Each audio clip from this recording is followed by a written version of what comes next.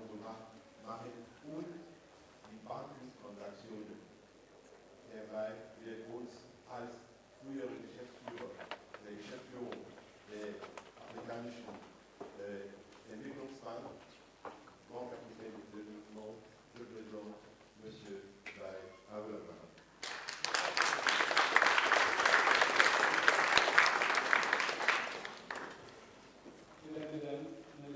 Merci, bonjour. Et avant de commencer, je voudrais vraiment remercier les organisateurs. J'étais entre Dakar et Londres, tout s'est tellement bien passé. Félicitations les invités, c'était très bien. Maintenant, je voudrais parler d'une certaine Afrique. Et ce qui est extraordinaire, c'est que cette Afrique dont je parle surprend les Africains. C'est-à-dire, la campagne de démonisation, de désinformation, de misérabilisme qui entoure l'Afrique est tel qu'on en oublie que l'Afrique est devenue le continent de la dernière frontière au monde. De 2000 à 2009, la croissance économique africaine a été de 5 à 7% en moyenne. Et les projections du Fonds monétaire de la Banque mondiale, c'est que cette croissance sera de l'ordre de 5 à 6% en moyenne pour 2011 et 2012. Deuxièmement, il semble que le monde veut ignorer que durant la crise de 2008, la crise économique de 2008, il n'y a que deux continents dont le production intérieure brut a augmenté, c'est l'Afrique et l'Asie. En 2009, le deuxième contributeur au développement économique mondial, c'est l'Afrique derrière l'Asie. Alors, ces changements radicaux qui se sont passés durant ces 10 dernières années ont des causes. Et je vais déjà parler de ces causes-là. Et vous allez remarquer qu'il y a des causes endogènes et des causes exogènes. Cela nous réjouira que les causes internes soient encore plus importantes que les causes externes. Le premier changement a été l'environnement politique. Évidemment, d'après les informations qui concernent les événements post-électoraux en Côte d'Ivoire, en Guinée, au Nigeria, on en oublie que c'est ça l'exception plutôt que la règle en Afrique du Nord. Partout, il y a eu des passations au pouvoir pacifique, que ce soit au Sénégal, au Mali, en Afrique du Sud, en Zambie, au Botswana, au Cap-Vert, et j'en sais. Mais le monde veut ne retenir que ces passations sanglantes de pouvoir. Ça, c'est le premier paramètre, l'environnement politique. Le deuxième paramètre, c'est l'environnement économique. Et là, j'ai besoin de faire un rappel historique. Quand on est venu en 1960, quand on est devenu indépendant en 1960, il y a 3 modes de financement qui sont ouverts, que ce soit aux États ou aux individus. Le premier, c'est le marché des capitaux. Le deuxième, c'est les investissements. Et le troisième, c'est l'épargne. Quand on est arrivé aux indépendances, non seulement on n'avait pas l'État, mais les Anglais et les Français nous ont demandé d'hériter des dettes qu'ils avaient contractées pour exploiter l'Afrique. Et pire, les agences de notation financière qui donnent des notations qui permettent d'emprunter sur le marché financier international ont décrété que tous les États africains, sauf à l'époque la Rhodésie qui était dirigée par une minorité blanche, et l'Afrique du Sud où régnait l'apartheid, c'était de 2 seuls États qui avaient droit à emprunter dans les marchés financiers internationaux. Donc, on n'a pas d'épargne. On ne peut pas accéder aux marchés financiers internationaux. Qu'est-ce qui nous restait pour financer nos activités, c'est-à-dire ce qu'on appelle l'aide? Il n'y a jamais un mot aussi mal défini. Parce que l'aide, ce sont des prêts, c'est une industrie du prêt, des industries du prêt qui sont octroyées par la Banque mondiale et le Fonds monétaire international avec des conditionnalités. Mais la condition première et la plus importante, c'était que vous êtes indépendant, d'accord, mais vous restez dans la division internationale du travail à produire des matières premières sans ajouter de la valeur ajoutée. C'est-à-dire, le cacao que vous produisez, vous n'allez pas en faire du cacao, du chocolat. Le minerai de fer que vous produisez, vous n'allez pas en faire de l'acier. Et l'or que vous produisez, vous n'allez pas en faire des lingots. Ainsi de suite. Donc, ça a duré. Et dès les années 70, nous avons été confrontés au problème de la dette, c'est-à-dire ce problème que connaissent maintenant la Grèce, le Portugal, l'Italie, certains pays. Et c'est là où on a commencé des années 70 aux années 90 à embarquer dans ce qu'on appelle les programmes d'ajustement structurel. C'était abominable. C'est-à-dire, on a supprimé tout ce qui est subvention à l'éducation et à l'agriculture. Mais c'est la base, c'est la fondation. D'abord, l'agriculture, il faut se nourrir. Mais là, on dit non, vous allez continuer à cultiver uniquement des cultures que vous ne nourrissez pas. Donc, c'est nous qui allons vous nourrir. En ce temps-là, il y a le programme agriculteur commun de l'Union européenne, 350 milliards de dollars de subventions par an, et ils produisent des surplus, et ces surplus, on nous les donne. C'est-à-dire, on nous les donne, on nous les vend. Donc, l'éducation, plus de bourses, plus d'internats, systématiquement détruit. L'industrie, plus de banques pour prêter aux industriels qui commencent. Donc, c'est cette époque qu'on a vécue pendant 40 ans. Et puis, à fin de compte, le prix de consolation a été quoi? C'est qu'avec ces programmes d'ajustement structurel monstrueux, nos finances publiques, au bout de 30 ans, se sont améliorées. Et ce que j'appelle l'environnement économique favorable. C'est-à-dire les dettes ont diminué, l'inflation a diminué, les réserves ont augmenté, l'épargne a augmenté. Et en ce moment vient le deuxième facteur extrêmement important, c'est-à-dire ce que l'Afrique n'a jamais réussi à faire, parce qu'en fin de compte, tous les peuples dominés ont été confrontés aux mêmes logiques. Les programmes d'ajustement structurel, vous produisez pour nous satisfaire nos besoins, et nous, on vous vend ce dont vous avez besoin. Mais ce qu'il y a, c'est que les pays qui ont résisté, qui sont devenus des pays émergents, et qui ont donné à l'Afrique une nouvelle chance, c'est-à-dire la sortie de l'étau, c'était des pays qui ont pu faire ce que l'Afrique n'a pas pu faire. C'est-à-dire la Chine est un pays continent. Plus d'1 milliard d'individus. Ils ont refusé d'acheter de l'engrais tant qu'ils n'en produisaient pas. Ils utilisaient leurs propres excréments humains. Ils ont refusé de porter des costumes tant qu'ils ne produisaient pas. C'était tous la tenue Mao. Ils ont refusé de conduire des voitures tant qu'ils n'en produisaient pas. C'était tous des bicyclettes. Et maintenant, ils ont les réserves les plus importantes du monde et ils ont décollé. Et d'ailleurs, ranger la Chine parmi les pays en voie de développement, c'est oublier 3000 ans d'histoire. Mais ça arrange la Chine. L'autre continent, c'est le Brésil. C'est un pays continent. C'est-à-dire, si l'Afrique avait pu aller comme Lumumba l'avait voulu, comme Nkrumah l'avait voulu, c'est-à-dire aller unifier, on aurait pu contourner ces difficultés qui ont été mises en place pour nous. Nous n'avons pas pu les contourner, les autres les ont contournés et sont venus nous libérer de l'industrie de l'aide.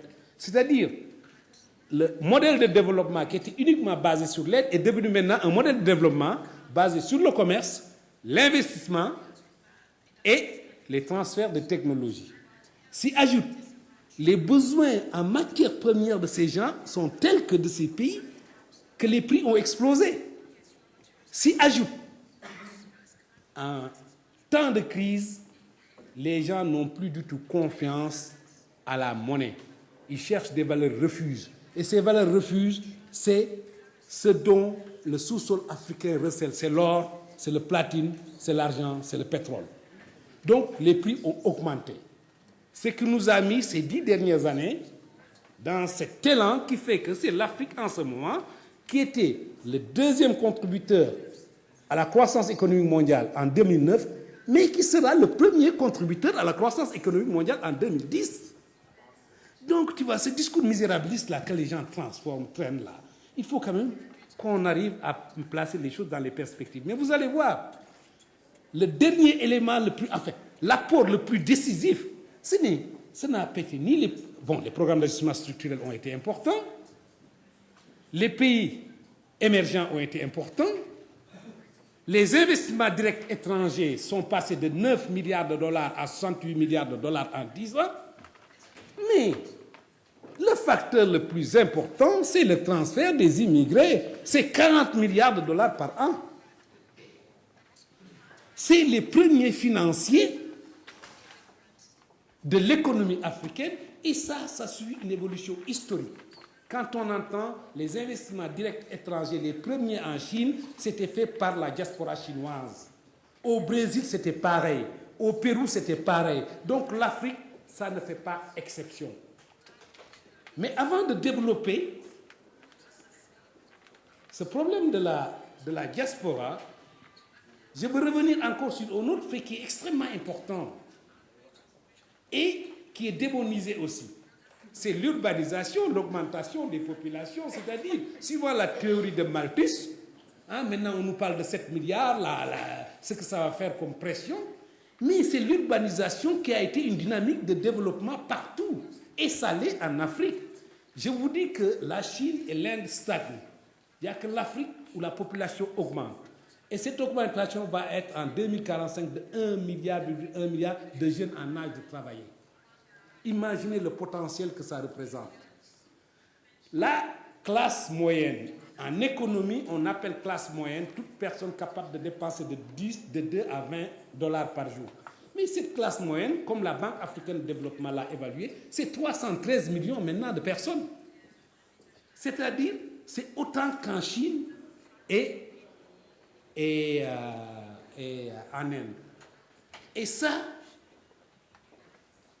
c'est ce qui donne droit à l'urbanisation. Et pourquoi l'urbanisation est une dynamique de croissance? Parce que c'est l'urbanisation qui va faire construire des routes, des écoles, des santé, qui amènent des investissements. Donc, nous devons nous atteler à l'éducation de ces jeunes-là, mais c'est un facteur d'évolution. Donc, maintenant, revenons au transfert des immigrés. 40 milliards de dollars. Mais les transferts des immigrés suivent 3 philosophies.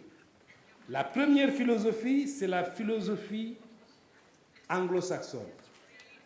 C'est-à-dire, on met en concurrence tous les participants à ce marché, c'est-à-dire aussi bien les banques, les entreprises de microfinance, les mutuelles, les postes, les informels. Non seulement on les met en concurrence parce que ça baisse les prix des transferts, mais aussi on fait appel à l'innovation technologique, de telle sorte que, par exemple, au Kenya, c'est le mobile, le téléphone mobile qui sert vraiment comme téléphone bancaire.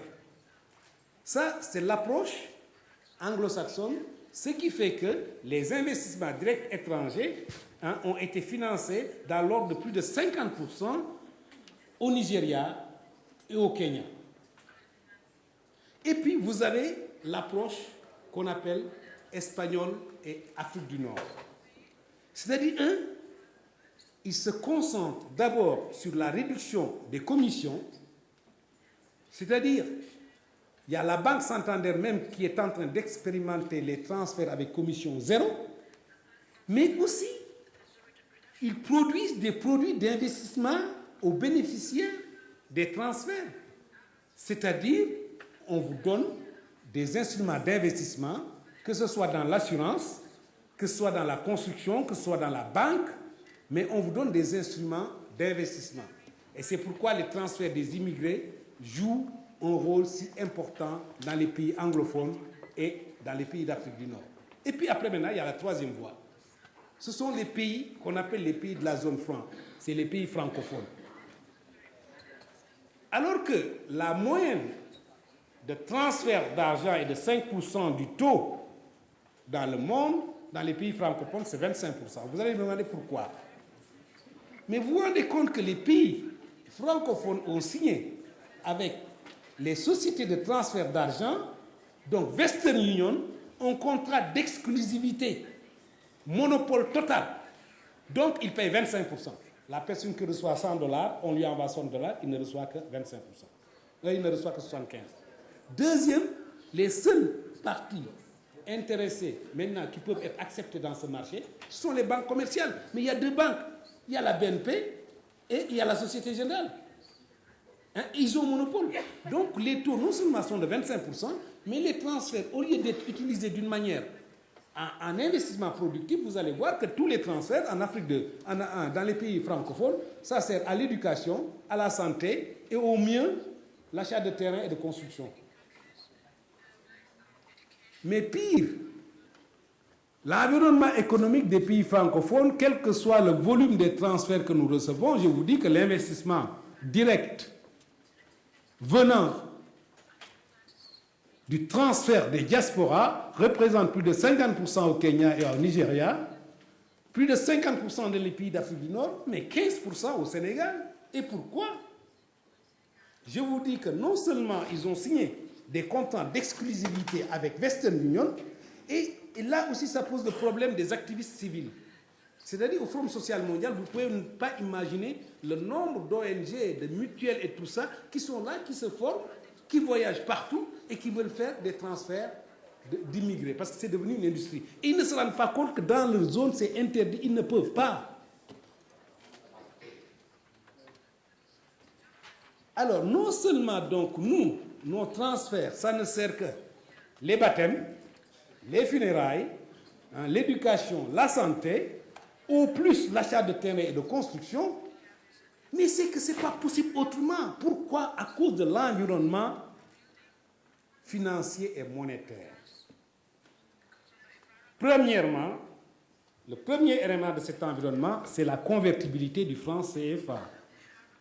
Mais quelle convertibilité? Mais Souleymane, va avec vos CFA là, en Munich, et c'est dans n'importe quelle banque de changer ton argent, tu vas voir, va en Chine. La convertibilité est limitée à l'euro et à la France, parce qu'il y a, depuis 1993, un contrôle des capitaux, c'est uniquement sur la France. L'euro, c'est uniquement convertible dans ton pays d'origine. Mais toi, là, qu'est-ce que tu as besoin d'euros chez toi? Gilles, quoi que tu as besoin d'euros chez toi?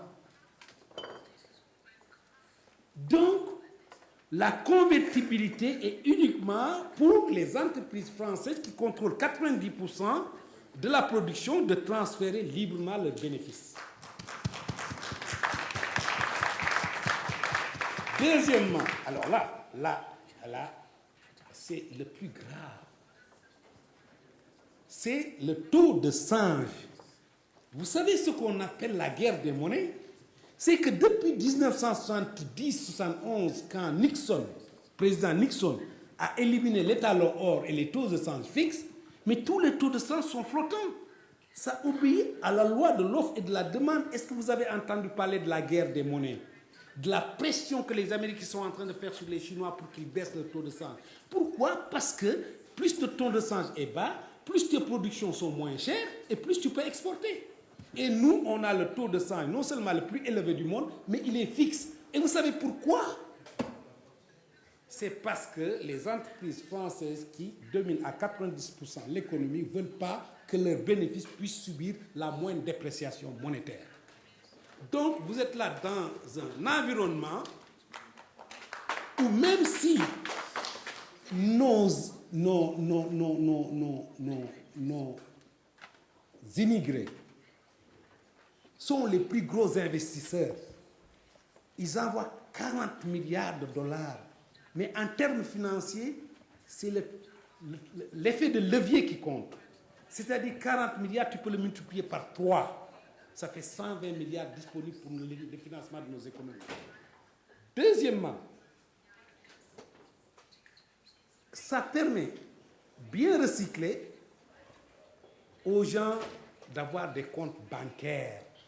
C'est-à-dire ce que vous envoyez à vos parents, ça leur permet, s'ils ont un compte bancaire, de contracter des emprunts pour construire une maison, pour mettre en pied sur une entreprise et tout ça. Et tout c'est ça qui est dénié à l'Afrique francophone. Et la seule façon que moi j'ai eue, la seule solution que j'ai eue pour rentabiliser les transferts des immigrés de la même manière que c'est rentabilisé en Afrique du Nord, que c'est rentabilisé au Nigeria, que c'est rentabilisé au Ghana, c'est que j'ai proposé la création d'une banque d'investissement de la diaspora africaine. Cette banque est supportée par la Banque africaine de développement, la BOAD, la Société financière internationale. Il reste à faire les études de factibilité. Ça pourra aider, parce qu'en fin de compte, dans un environnement, il n'y a que des banques commerciales.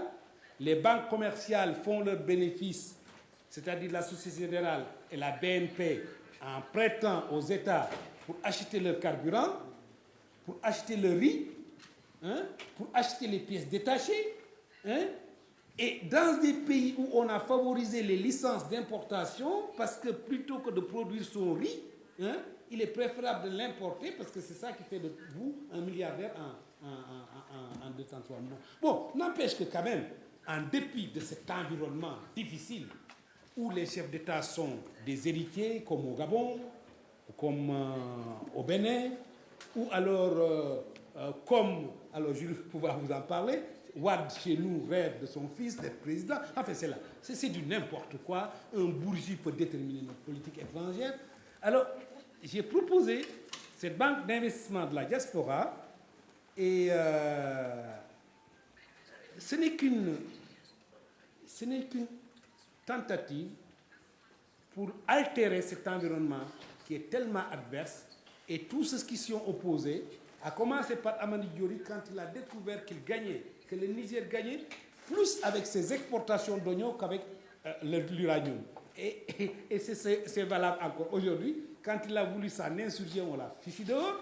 Quand le dernier, là, vous savez, celui qui a voulu changer la Constitution, lui aussi, il s'est constaté ça, il voulait combattre les Français, mais quand il s'est affaibli en voulant changer la Constitution. C'est le dernier qui a été mis en prison. Comment il s'appelle? Tangian. En Côte d'Ivoire, Gbagbo a voulu mettre fin à ça, on a tapé dessus, et même quand il est revenu sur lui en commençant à redonner encore à Bouygues, on n'en a pas voulu, on l'a humilié. Bon, donc, c'est vous dire que les premiers financiers de l'Afrique, c'est la diaspora, 40 milliards de dollars. Avec un effet de levier, je me répète, c'est 120 milliards de dollars. Que ça joue un rôle extrêmement important dans toutes les régions d'Afrique, sauf en Afrique de l'Ouest.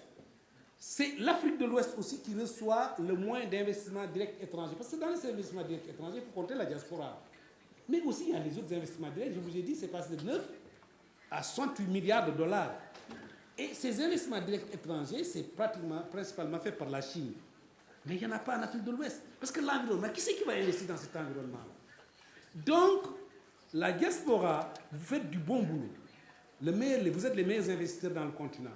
Mais en Afrique de l'Ouest, si vous êtes du Sénégal, si vous êtes dans ce pays, de cette zone francophone-là, vous êtes totalement lésé. D'abord au niveau des taux, vous payez 25%. Et ensuite, l'argent que vous envoyez, les gens n'ayant pas accès à des comptes bancaires et tout ça, ne peuvent l'utiliser que pour les baptêmes, les cérémonies de mariage, de décès. Il y en a qui achètent des terrains, il y en a qui font de la construction. Mais quand même,